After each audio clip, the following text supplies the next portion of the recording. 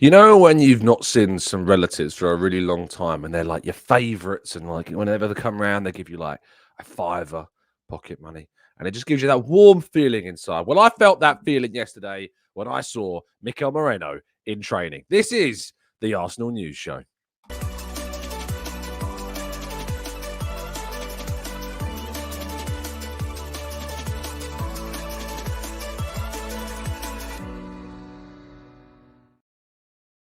Hello and welcome to the Gooner Talk, back again with you guys and girls for another episode of what is the Arsenal News Show. Joining you every single morning at 8 a.m. UK time. Hope you're doing good. Hope you're doing well. Thank you as always for joining me and making this a part of your morning routines. It is incredibly appreciated. I've done some decorating, as you can see behind me. In fact, I've done quite a little bit more decorating as well.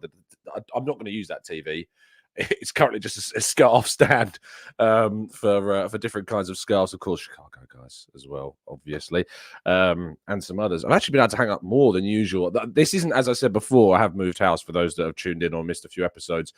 This isn't going to be the permanent residence of the channel with stuff's going on that will take quite a while to sort out. But yeah, this is the temporary home of the channel. So I've got to spruce it up a little bit. I've got to make the effort somewhat, and I do like collecting these supporters club scarves, and I'm very grateful to all of the fans, of course, who whenever they visit London and they bring a supporters club scarf with them and they're like, they need to come and find me to go and give me, it is hugely appreciated. I've got some more that I need to try and find to hang up as well.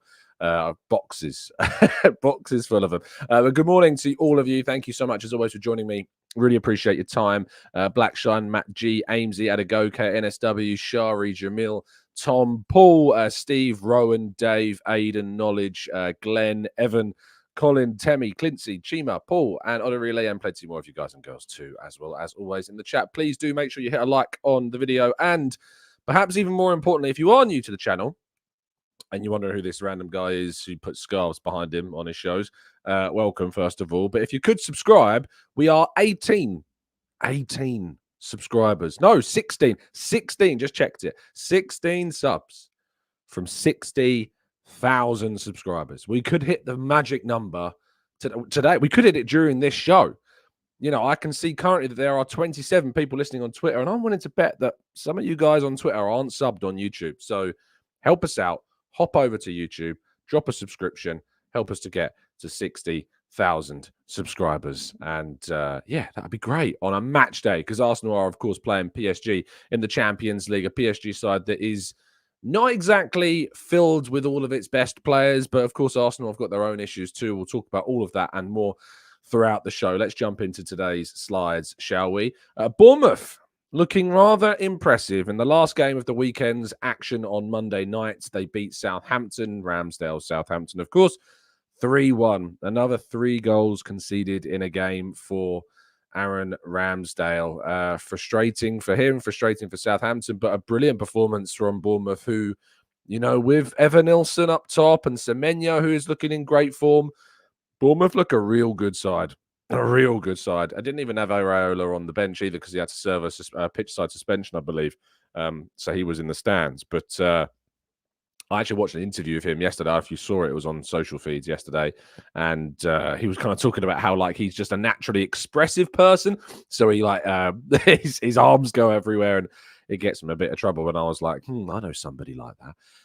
So that was quite an interesting listen. But yeah, Bournemouth are looking quite good. And of course, Arsenal will be playing Bournemouth in their first game after the next international break, which is sadly next week. Moving to the PSG game, though, and Ousmane Dembele has been left out of the PSG squad for the game. Luis Enrique has been speaking to the media and explained the reasons behind this. There was a disagreement following the game between PSG and Rennes, the weekend of which Dembele started and scored in. But it's a respect issue, rather interestingly. Enrique, speaking at the Emirates Stadium last night, said if someone doesn't comply or respect the expectations of the team, it means they are not prepared to play. The match tomorrow is very important, and I want all my players to be ready. So as a consequence, I have left him out. I want the best for my team, and that is my job. These circumstances are different. or rather difficult, sorry, and you have to take difficult decisions. But I am 100% engaged with my decision and 100% sure of the decision I have made. It doesn't mean this is irreversible, but I took the best decision for the team, and that is why I signed here, to create a team that has a strong identity and has a lot of character. I also was hired to win titles. I cannot guarantee that, but I can guarantee the rest, which is playing with a strong identity. A day I cannot do this, I will go home. I have the support of the club's president, the sporting director. I am here to create a team, and in the future, that might include Ousmane Dembele, to be clear. So, very interesting situation. He was asked a little bit more about kind of the being honest about the altercation. He says, I am very honest and I will be honest, but I'm not going to create a soap opera out of this. There are no problems between us. That is completely false. This is simply out of the responsibilities of the player. So that's the reality that we're in right now with PSG and with this scenario, this situation. So it's what we have to deal with right now. It's what they're having to deal with right now, and I just don't see any other way to dress it up. There's issues there, and they will be without him, but they will be with, of course, plenty of other quality players as well. I know that Asensio has been included in the squad, as has Donnarumma, as has Vitinha. These are all players, Nuno Mendes as well, players that have missed out on games this season. The full squad is Donnarumma, Hakimi, Marquinhos, Fabian Ruiz, Asensio, Desiree Doué, who also has been injured recently too, Vitinha, Lee Kang-in, Kolo Muani, Mayulu, Nuno Mendes, Barcola, Emery, Beraldo, Skriniar, Safonov, who of course is playing in goal recently with Donnarumma out, but with Donnarumma in the squad, you'd expect him to be part of the team. Zage, El Hanach, Mbaye, Pacho, Arnau Tenes, and Joao Neves are all the players that are involved in that squad. Moving towards the Arsenal focus, though, and Arsenal, of course, were involved in an open training session in front of media, and of course, they took part in that session as well, which obviously is a benefit you would suggest to Mikel Arteta and the Arsenal supporters, because we saw some of the players that we hoped might be fit and available. One of those players, of course, being Mikel Merino, the Spanish international, of course, who's been out for such a long time, has indeed been spotted. He is there. He is playing. He is ready. Really good news. Really happy about this. Really happy for him. Happy for Arteta. Happy for us that we'll get to see Mikel Merino soon. Whether or not he's in the squad tonight remains to be seen. But I've been saying it would be a surprise, and I think it would be a surprise to see him until even after the international break. But if he's ready, he's ready. I hope we don't rush him back. I think it's important that we obviously try and maintain and contain the excitement and the desperation he surely has to get involved. But when you can see him putting in sliding challenges like this, how much more ready can you be? Of course, as well. The other two really big inclusions were Calafiori and Tomiyasu. A lot of hullabaloo about nothing was the Calafiori rumours yesterday that we, of course, did discuss. I think I and others may have even learned some lessons from yesterday to not get sucked into the hype and the furore that some people have tried to cause, sadly, on our timelines. I think, injury reporting for me is one of my biggest cruxes. I'm not a big fan of it. I talk about this very openly. I don't like it. I'm not a big fan of giving opposition teams in the hours ahead of games kind of tips or hints about who or who might not be available, who is going to get injured or who isn't going to be there. Sometimes Mikel Arteta explains it, and that's down to him. That's his responsibility. I'm never the biggest fan of it because I just think it gives the opposition some hints and tips. And that's coming from someone who's a journalist, of course, as well, and obviously wants to get scoops, wants to get stories. I just think there's context to these things. But Calafiori and Tomiyasu being there, being with the squad, being available. We know that Calafiori should be available. I don't know if Tomiyasu is going to be in the squad tomorrow. He may well be. He may well not be. We'll have to wait and see. But definitely a big boost to see both of them involved and to kind of put to bed the panic that was so unnecessarily caused in the wake of Leicester's the win over Leicester on Saturday. Mikel Arteta, of course, did face the press ahead of this game, spoke very well about a number of topics. Of course, no questions about Manchester City. It seems that scenario has been put to bed, which is rather rather good. I'm really glad that we've kind of we've put that that whole scenario and that whole drama to bed at this point. I think Arteta addressed it in the end of his press conference after the Leicester game. So that was obviously very good indeed. He was asked quite a lot about his time as a PSG player. on why he didn't stay at the club. He says Ronaldinho, Anelka, Okocha, Pochettino, Gabriel Ence were all unbelievable players. I wanted to stay there, but I was at that moment owned by Barca and they didn't find an agreement. And then I had to do something else. So I was so happy there. I wanted to stay there, but in the end, I had to do something. This is football. And of course, he ended up going off to Rangers before, of course, signing for Everton, and the rest is history, of course, as well. And yeah, kind of mad, really. Of course, he went to Real Sociedad as well between Rangers and Everton, but it was kind of, yeah, it was great, I think, to see just him talk about those kind of historical events in his career. It's sometimes quickly forgotten his playing career, because he's so much focus on what he's done at a higher level, you could argue, with Arsenal as a manager already. So that was a really interesting insight. He also spoke about Enrique. He says his relationship with him is a smile on my face. I'm a huge admirer of him, an unbelievable personality, huge character, huge energy, always very supportive with young players. What I love about him is wherever he's been as a manager, his fingerprints are all over the place. You can sense it's his team, the way his players believe and behave, the way they want to attack and dominate games, the spirit, the energy that they have. He's this unbelievable power with all the clubs that he's been at and with the Spain national side. And then his approach to life, to his profession, it's something to really look at. And I learnt a lot of things from him. So again, some really interesting stuff. On Timber and Calafiori says, we missed Julian for 11 months and Ricky wasn't here. They are two players that have a football brain, the intelligence, the quality, the adaptability to occupy different spaces, whether attacking or defending. And that gives the team a different dynamic and makes it unpredictable for the opponent to defend certain ways. Both are huge personalities too, which I love. So yes, really good insight from Arteta there about kind of what we can expect from these two moving forwards, because we have missed them. We didn't have Timber last season. We've had Calafiori at the start of this, and you feel as though there is a different change. There was also something about, let me see if I can find the exact quote. He talked about having, yes, here it is. He was talked about on whether the fullbacks all have different qualities. And he says they have to have one in common, and that is that they have to love defending first, because they are defenders. Then after that, they have qualities to add, and that's great, as well as playing fullback's natural foot, especially when we play inverted attacking midfielders or wingers many times. For the flow of those units, it's incredibly important. And you can see, I think Art DeRoche asked that question, which was a really good question, actually, about kind of the fullback situation and the different qualities they have. I love the point where he says, as well as playing a fullback's natural foot, because Arsenal haven't really had a natural-footed defender that's played regularly because we've had so much change. We've had Zinchenko, we've had Kivior, of course, but Timber's played there. We've had Tomiyasu playing there. Lewis Skelly, of course, has played there. I think Lewis Skelly is right-footed. I think. I might be wrong. I'll have a quick check. But we've had, obviously, a lot of inverted fullbacks that don't have... Sorry, Lewis Skelly is left-footed. Yes, that's a mistake on my part. So there you go. So Lewis Skelly's obviously played there as well. He did in that Bolton game, playing some really nice passes through to Raheem Sterling.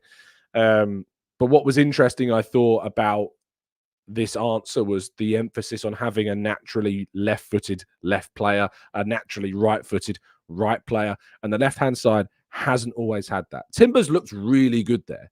Don't get me wrong. I think Timber's been excellent in that position. But I do think that there's an argument that, I do think there is an argument that things could be better. And that we can improve that. And I think Calafiori is definitely, his presence anyway, has definitely improved. His presence, I think, has improved having Martinelli on the left as well. And we've seen that impact, which has been very important indeed. Nearly, if not more important, no, nothing's more important. The NordVPN, of course, which brings you the safety and security that you need online while surfing the net. So please do not hesitate to get involved in the latest offering from our partners at Nord. You can get a significant discount off a 1 or a 2-year plan with 4 months extra thrown in free on top of the latter deal, and a 30-day money-back guarantee on top of that if you're not happy with the service for whatever reason. VPNs are an absolute must in 2024 for any of your tablets, any of your laptops, any of your phones that you're using online. It keeps you safe. If you ever happen to be on a public Wi-Fi, it keeps you protected from anyone that might be using that public Wi-Fi to steal people's data, which is just mean. Stop them. Don't allow them to do it. And use a VPN, of course, to change your geolocation anywhere in the world. So you can access different things that wouldn't typically be available in your country of origin of all the territories that Nord, of course, does support. And, of course, please do go check out the latest offerings for football prizes. Best of luck to all of you that did enter the Patrick Vieira competition. But that has now gone. It is indeed, as I've mentioned before, sold out. No more Patrick Vieira shirt of that specific nature available to you. But if you head over to the competitions page and you give a little bit of a scroll, you will find the brand new competition that is available courtesy, as always, of course, by Football Prizes, which is a signed and framed, courtesy of his goal this weekend, Gabriel Martinelli. You can win this signed and framed shirt by going to the link down in the description, scrolling down that competitions page and finding the competition. There is a signed and framed Gabriel Jesus shirt as an instant win prize, a signed Saliba shirt, and a signed David Raya shirt, as well as instant win prize opportunities just by entering this whole competition for Martinelli's shirt. You can, of course, potentially win those other prizes as well. UK only, as always. Well, let's go to part 2 and your questions right after this.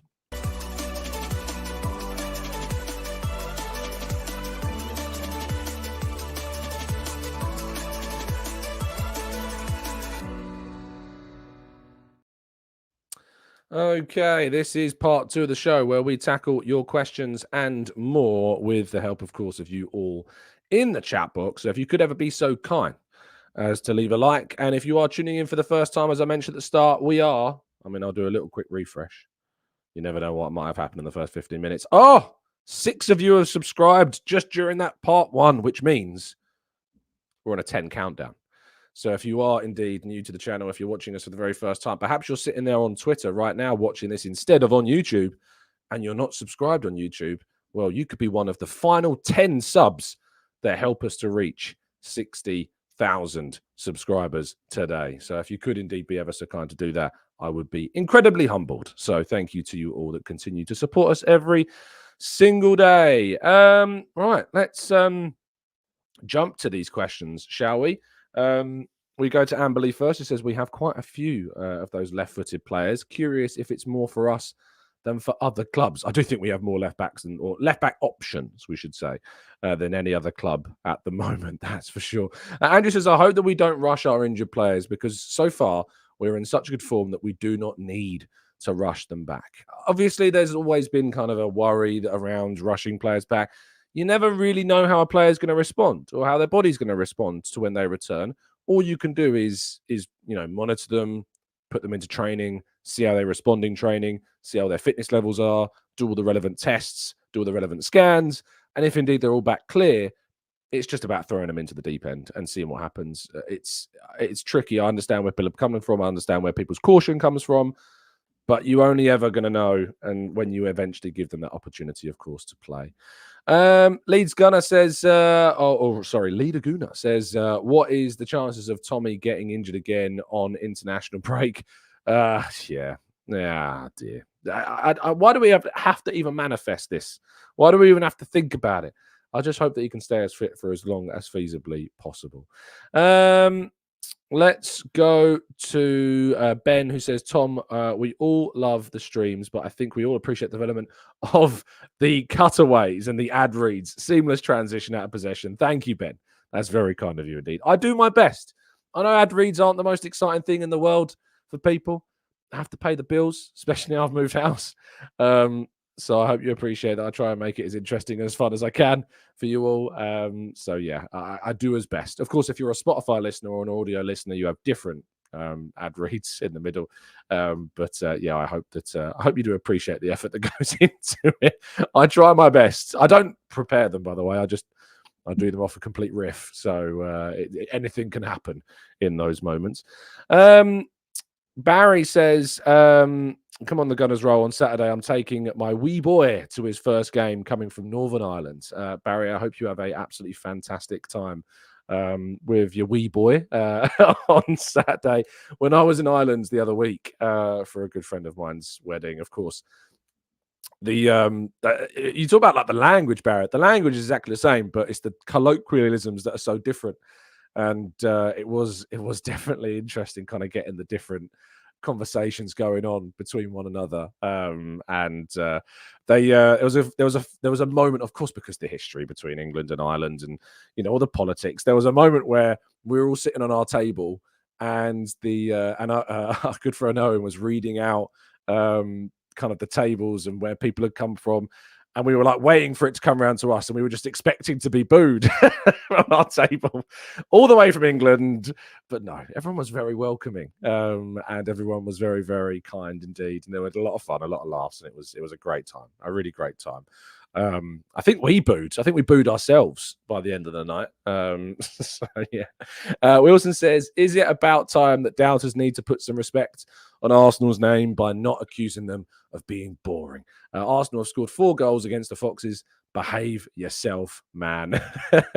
I mean, Wilson, you know more than anyone, we put as much respect on Arsenal as we feasibly can.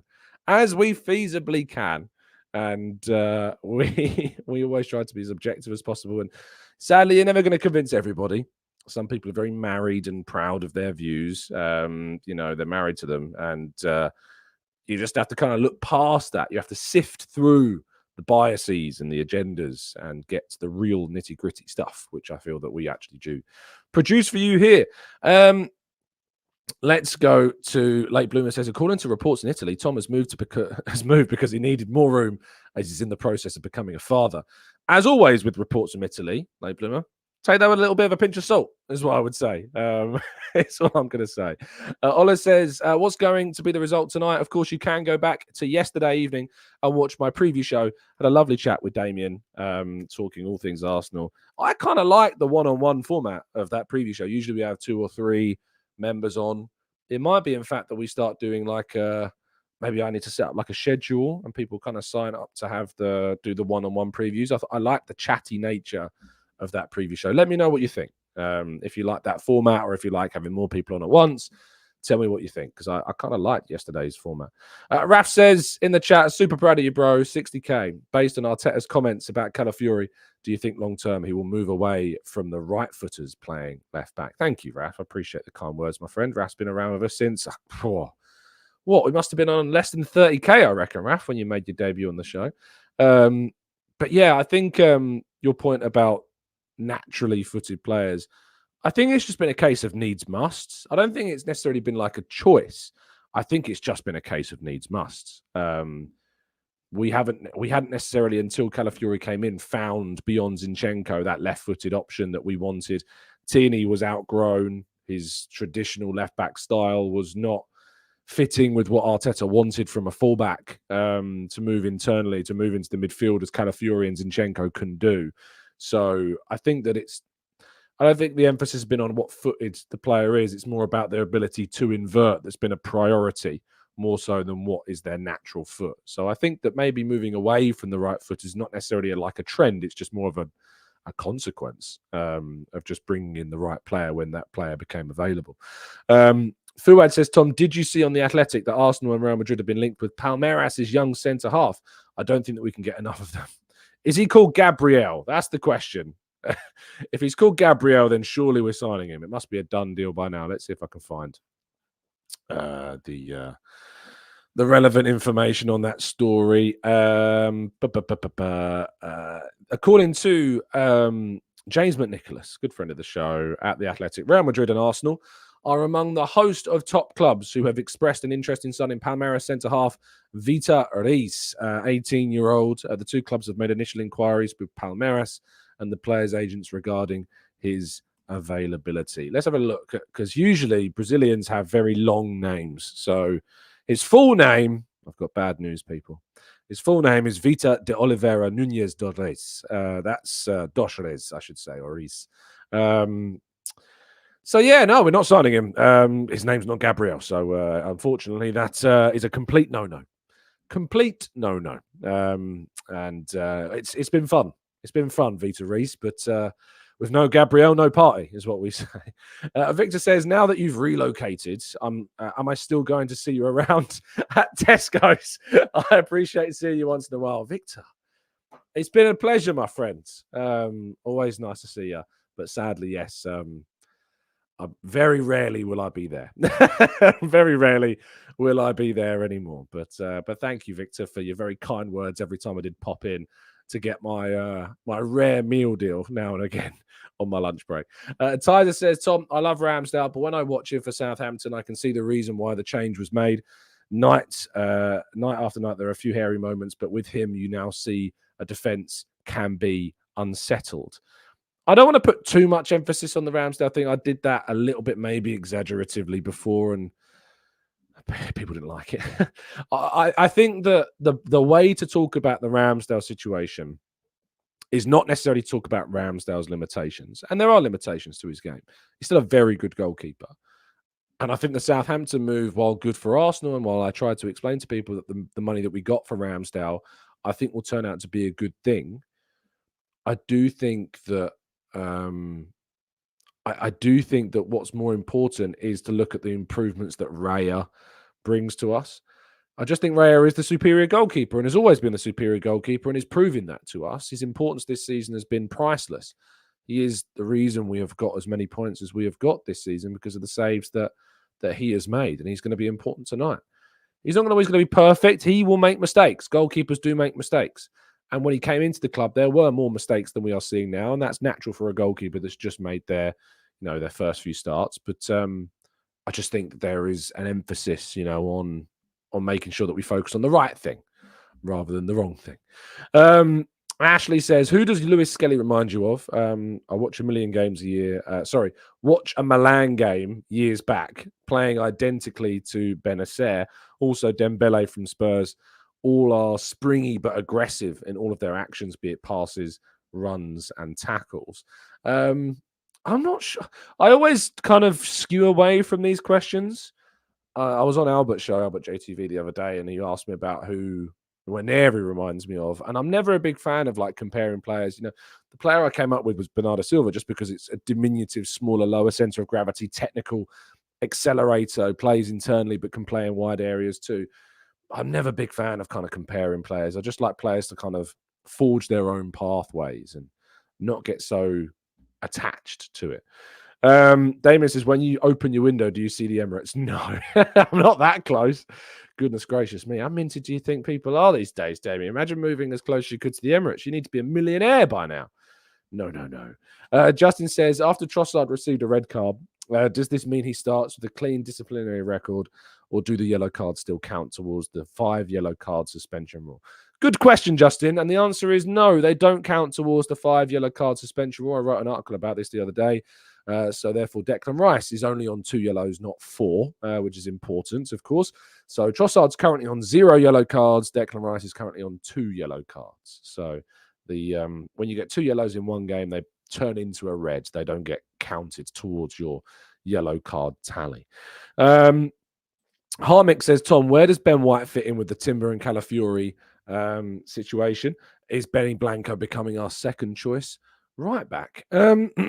No, I don't think so. I think it's just about having options. Look at Man City, John Stones, Akanji, Diaz, Gvardiol, Rico Lewis, Kyle Walker. You've got so many options there, so many different players that can play different roles. You don't say that Kyle Walker's becoming a second choice right back or John Stones a second choice centre back. It's just the reality of having a strong squad. And some games Ben White will play, some games Timber will play, some games Calafiori will not play. It's just going to be a reality of rotation. And I don't think that'll finish. I think we'll move on players like Zinchenko, and Tomiyasu will move on eventually as well. And Lewis Skelly might come through, establish himself as an option in the team. So there's lots to be excited about. So let's wait and see. Pro Mark says, who would be your preferred signing next summer? Šeško, somebody young like a Šeško, or someone more established like a Gyökeres? I guess the answer can't really come until the summer, to be honest, Mark, because I think it obviously depends on how Šeško continues onwards. If he has a really good season, you'd probably lean more towards him because an investment in the younger profile that gives you more of a longevity of your investment. But if Gyökeres has another season like he did last season, at 28 he'll be. Let's have a quick check on how old he'll be next summer. He'll be 27 in June, which is still a really good age. And he's still 26 until he turns 27 because that's how it works. But I think if Gyökeres has a season like he has last season, he looks like he very much is at the moment. His record is still very good. He has scored a few pens. It's worth pointing out, which has boosted up his numbers. I'll give you the exact numbers now of what he's managed this season. So goals, non-penalty goals, no goals minus penalty kicks. So he has 10 goals this season. 4 of them have been penalties. So he has 6 goals in 7 starts, and he has 1 assist. So, I mean, when you look at like his raw numbers, he has 11 goals and assists in 7 games. That's like out of this world good. But when you realize that 4 of those have been penalties, his record is not outscoring like it was last year. So 6 goals. This is league, by the way, domestic leagues. This isn't across all competitions. Can I change it? Can I change the filter so it's across all comps? Because I know he scored other goals in other competitions as well. All competitions. Let's see if I can change it over and get the actual record. So yes, all competitions. It's still saying, I don't know if it's actually going to give it to me. Club expanded, club collapse, international cups, domestic international cups. Does it give us that? No, it doesn't. That's a shame. But yes, he's scoring at a decent rate still. He's still been very impressive. But it's the competition, you know. Like, he has 11 goals in 9 games and 3 assists, and that comes with 1 goal in the Champions League in his first game against Lille. It was a very good goal. So, you know, it's a good record, and he's continuing to produce excellent numbers. But he hasn't got the same level of assists. His assists haven't been as frequent this season as they were last season. But we're just going to have to wait, I think, until the end of the season. Just see kind of where the players are at, see where the options, the targets that we have are in mind. And, of course, there may even be some other options for Arsenal to go and look to before, of course, this the next summer comes around. We are on 59,998 subs. Do I stick around 10 more minutes just to see?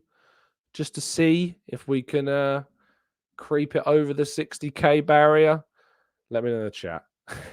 If you are listening and you are not subscribed, it's worth pointing out that sometimes YouTube is mischievous and it unsubscribes you without you even having known doing so.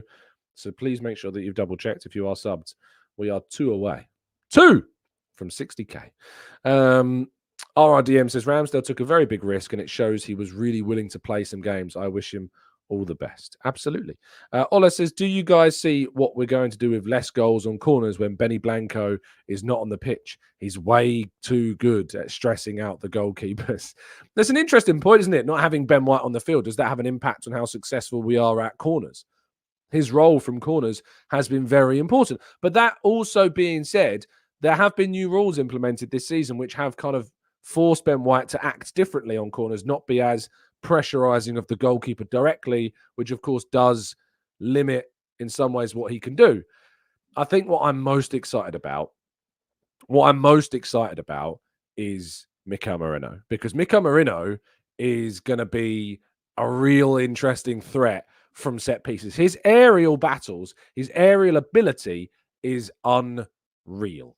Absolutely unreal is his aerial ability. So I'm looking forward to seeing when he gets into the team, when he gets into the box for those corners, having somebody else that they have to worry about. It's not just Gabriel you got to worry about. It's not just Saliba you got to worry about. It's Mikel Merino you got to worry about. It is going to be very, very, very interesting.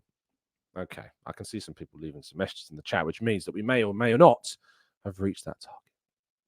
And indeed we have. Thank you so much for the very kind support on helping us reach 60,000 subscribers on the channel. That is, that's brilliant. Thank you so much for helping us reach another milestone on the channel. Of course, this is still actually slightly short of our 2024 target. Our target at the start of the year was to try and reach the Emirates Stadium capacity in 24, which is 60,704. So we are now about 700 subs in. We've got October, November, December to try and get there, which I've got a good faith that we can do. But that was our target Could we reach the Emirates Stadium capacity by the end of this year? Let me also see. I'm sure. I'm trying to find Louis' graphics, because hopefully I think Louis provided us with the graphics. So when we get to 60,000, there's a graphic for us to use. Let me see if I can just get this up on screen for you to show you kind of what 60,000 looks like in terms of the Emirates Stadium capacity, because it's kind of crazy when you put it kind of on the screen, so you can kind of see how many people is actually like done. Here you go. So this is what it is. You see that little light patch? Oh, I'll use my mouse. There it is. That little light patch in the bottom right hand side. That's all that's left of our 60,704 capacity. So if you are yet to sub and you want to help us fill the Emirates Stadium by the end of this year, please do help us out. Thank you to the very kind messages that I can see you leaving in the chat box. You were all hugely appreciated, and you have all contributed massively to this achievement, which is not just about it's. I know that I'm doing the shows. I put on the shows for every single day, and I do my absolute best to try and keep it going for you as much as feasibly possible, even on days I'm not feeling the best, or if indeed I'm away, or if I'm at weddings, or even if I'm having my own wedding. I try my absolute best to bring you these shows, but it is about you lot. The community here is unreal, and I still maintain it is the best community of supporters that we've got on the whole of the Arsenal network. So thank you so much to you all for helping us reach 60,000, which is, it's crazy. And I'm looking forward to going forwards and continuing on, to the next one, which is 60,704. And then after that, it will be 70,000. So thank you so much to every single one of you, and those that listen on audio, I should say as well, because I know that obviously live we do these on YouTube every day, but there's a big community of people that listen to these shows in their car, through their headphones, through wherever, through Spotify, through Google Music or Amazon Music or iTunes. So thank you to everybody. You are all very much well loved. So thank you to that. And I think that's probably a nice place to end things. Don't stop subbing. Do help us on our way to our next target. Please do help us to reach 1K every single day, of course, as well. Thank you all ever so much for the kind words and kind messages that you've sent in. It means the absolute world to me. And if you go into the game tonight, of course, I'll be there. It's always nice seeing people, and I look forward to it. It's going to be a fun one. It's going to be a very fun one indeed, I think. Stay safe, stay well, stay happy, stay respectful, and as always, up the Arsenal and up the 60K.